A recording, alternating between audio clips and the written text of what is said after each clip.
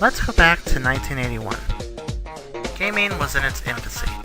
The Nintendo Entertainment System, which truly revolutionized the gaming landscape, was still 2 years from its original release.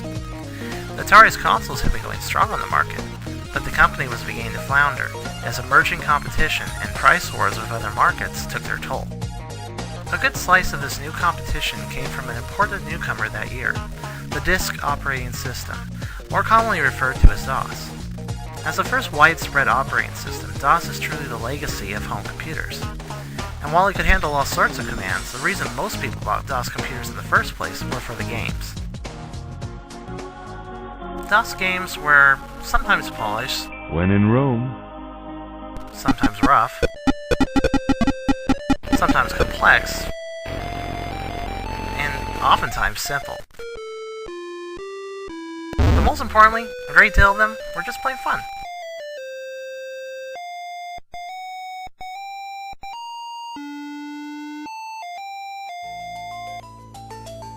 DOS dominated the computer market for well over 10 years, thus allowing games made on it to grow and evolve, for better or worse. Unlike the console market, games on DOS were permitted to have much more freedom, with less rules and stipulations behind individual productions. While Nintendo set extremely conservative rules about blood or death or bad words for games on its consoles, the DOS market happily did, well, pretty much whatever the heck they felt like.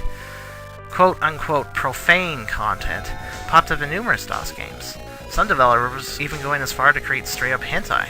ow, But we're here to talk about DOS games that skirted a different sort of fence. Clones. So what's a clone? Well, that's a video game that attempts to ride the success of another, often more popular game. what's their joy? Some clones can still reinvent the wheel, while others simply try to sell inferior wheels.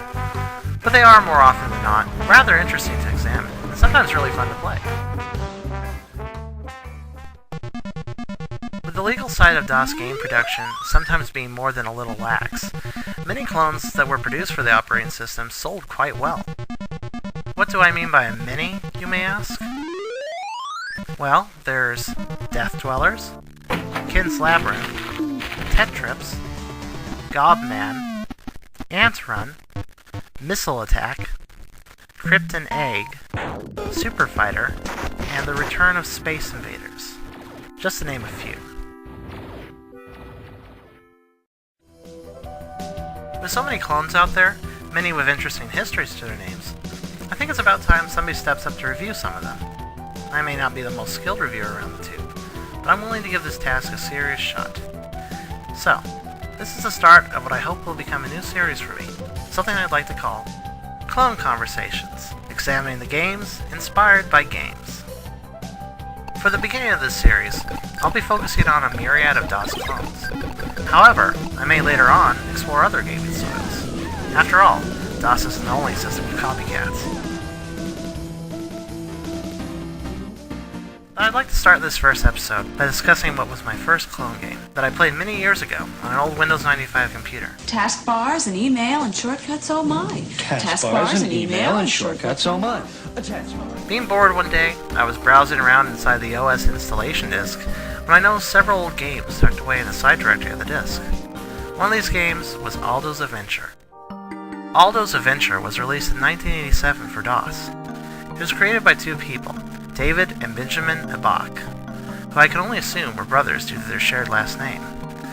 Unfortunately, very little information can be dug up on these two people besides their names. The game appears to be, at its surface, a clone of the immortal arcade game Donkey Kong. In this game, you play as a Mario lookalike who seeks to collect treasure rather than to save girlfriends or princesses. In fact, such a character sounds somewhat familiar. No, not him. This particular Mario clone is named Aldo, and he essentially looks like a Hispanic version of the iconic plumber. This game was in fact a clone of another clone, known simply as Ladder. Ladder was made for the K-Pro 4 computer, which was a very early and nowadays very obscure portable computer. The game was written completely with ASCII text, as the K-Pro 4 had no graphics. The game was very similar to Donkey Kong, although obviously with a graphical downgrade. But I'm not reviewing Ladder today, so go check it out Freakin' D's much more in-depth review at the above link. Ladder was published by Yahoo Software, a company that has no relation to the Yahoo Incorporated that we know today. The Abach brothers wished to remake Ladder, and Yahoo Software granted them permission to create Aldo's Adventure. Besides sharing the same barrel-jumping, ladder-climbing theme as Ladder, Aldo's Adventure had little to do with its inspiration source, being overall much more complex. In fact, I would go as far to say that Aldo's Adventure is superior to some versions of Donkey Kong.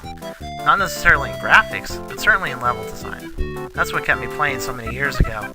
While I was never that good at Aldo's Adventure, being young, I enjoyed the platform enough to tolerate the game's rough spots, such as the MS Paint quality graphics and sometimes odd physics.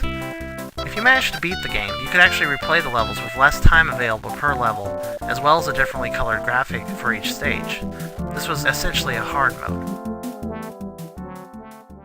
In fact, Aldo's Adventure sold well enough to spawn 2 sequels, the creatively named Aldo Again and Aldo's Assault. These games stayed to essentially the same formula as the first game, but mildly increased the quality of graphics and also the difficulty, while still retaining its interesting, though sometimes unfair, platforming. In the next few videos, I'll be playing through the Aldo series. I believe it'll only take me 1 or 2 videos to clear each game and its hard mode, but rest assured, I'll be showing everything these simple games have to offer. So, join me next time for Aldo's Adventure, the first game of the 3.